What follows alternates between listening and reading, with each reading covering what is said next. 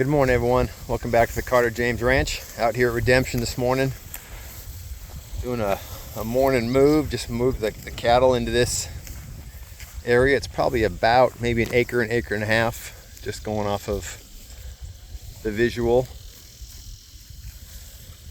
But I hadn't done a video here in a little while. Our last video, Becca had done a video, so thanks Becca for doing that. I asked Becca last year when she was here if she'd do a video, and I don't think she felt comfortable at the time to do that. So this year when I asked her, I was happy that she really jumped at that. So one thing that's great about having young people on your farm is just the growth that you can see in them. Last summer, Becca came and it was almost like my buddy. Everything I did, Becca was doing with me.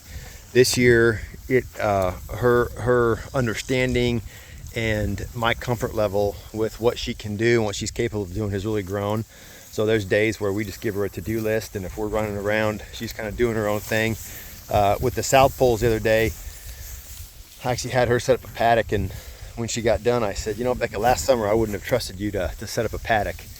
Meaning I wouldn't have, I don't know if she would have been able to check the fence and make sure it's good and see where it's sagging or see where she needs to put an extra post in, but she's really come along. So as an encouragement, I know sometimes when you're ranching or farming, it's a tough business financially to be in, especially if you're getting started. But I think that the more opportunities we can get young people involved, the better. So if you're thinking about it, I want to encourage you to really explore that and see what kind of options you can have with that. So Becca's really been a gift to Jamie and I, even though I've talked about it before when she called out of the blue last year to see if we had any need of some help. I initially was like, I don't need any help, and Jamie's really the one that encouraged me to really consider it. Hey Chica. So that's enough about that. So the South Poles are all doing very well. Just continue to graze these small paddocks, just to get to know Redemption. This is our first year grazing this property, and we just came off some paddocks that were extremely weedy. And I don't like spraying herbicide, but I think we're going to have to go through and maybe do a treatment of pasture guard just to try to knock these weeds back. I mean, some of these paddocks we did were just almost solid weeds, and we did a lot of trampling, but I think that the hillsides have been pretty pounded pretty hard historically. I think the cattle, when this was conventionally grazed, the cattle hung out on those hillsides quite a bit. So here in fly season, happy the South Poles don't have a ton of flies on them. Really not seeing many face flies, which I hate face flies. This can lead to irritation and eye trouble. You can see here, one thing we've been working on, this got sprayed a few weeks ago, this Cerisa lesbedeza. Here's a plant that we didn't get, but the property here has got a good amount of this. You can actually see out there that we'd sprayed that.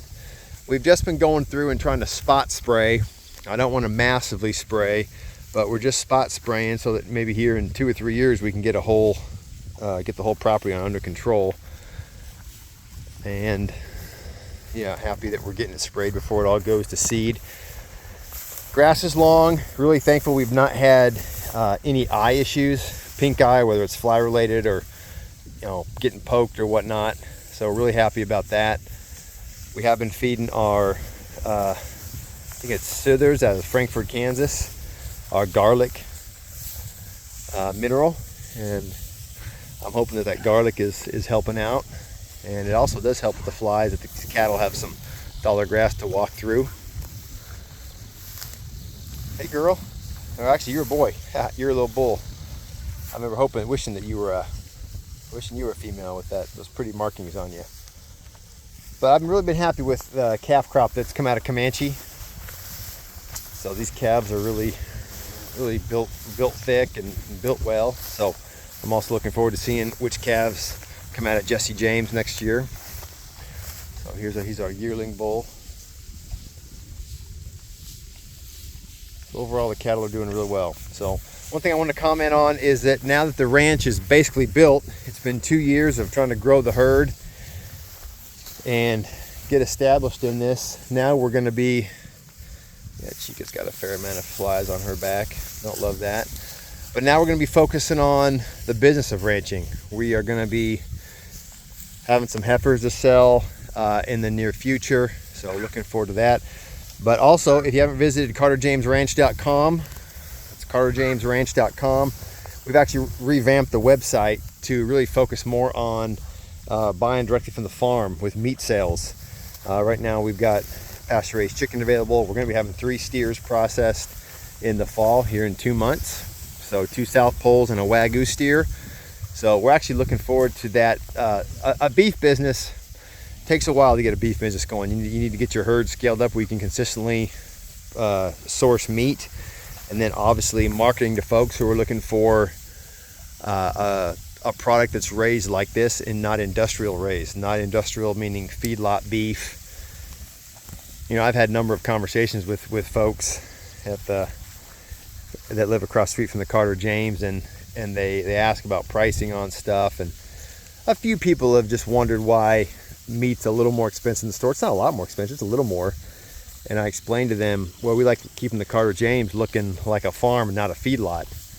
And when I explained to them that if I turned that into a feedlot, I could have 1,000 animals on that, they want to live across from that, and boy, the tune really changes quick. So I just think our society as a whole is pretty unaware of how our food systems work. So, and I actually think that's by design. But this is how we raise our animals. This is how I feel. I feel good about how we raise them. I don't have any problems. I think this is how God intended for the animals to be raised, how He created them out on the pasture. So this is what we do. So if you are local and are interested in finding a ranch to provide your meat, doesn't have to be all your meat. Even if you'd consider supporting local ranch, even if it's not a Carter James ranch, find a local rancher that provides straight out the farm, and maybe allocate 10 or 20% of your meat budget or your veggie budget, your grocery budget to helping a farm stay afloat. But yeah, the animals are doing really well. Really well. So that's what I'm excited about, really trying to focus on the business of ranching now as we've scaled the herd to where we're at now. Do have an announcement coming up probably in the next video or two, as we continue to grow the Carter James Ranch, the home of the Kansas South Pole.